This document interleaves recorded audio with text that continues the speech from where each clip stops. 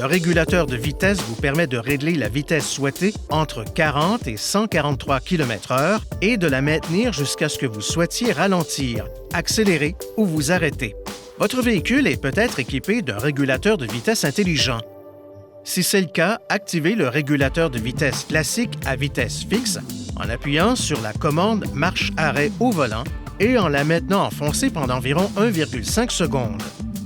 Si vous n'avez pas le régulateur de vitesse intelligent, appuyez sur la commande marche-arrêt et le témoin lumineux du régulateur de vitesse s'allume. Accélérez jusqu'à atteindre la vitesse souhaitée. Enfoncez ensuite la commande 7, régler et relâchez-la. Le témoin lumineux du régulateur de vitesse s'allume et votre véhicule circule à la vitesse que vous avez sélectionnée. Si vous devez dépasser un autre véhicule, assurez-vous que la manœuvre est légale. Appuyez ensuite sur la pédale d'accélérateur. Une fois que vous avez dépassé le véhicule en toute sécurité, relâchez la pédale d'accélérateur. Votre véhicule revient à la vitesse réglée précédemment. Pour passer à une vitesse de croisière plus élevée, poussez ou maintenez la commande Resume plus, rétablir plus, relâchez-la à la vitesse de croisière désirée.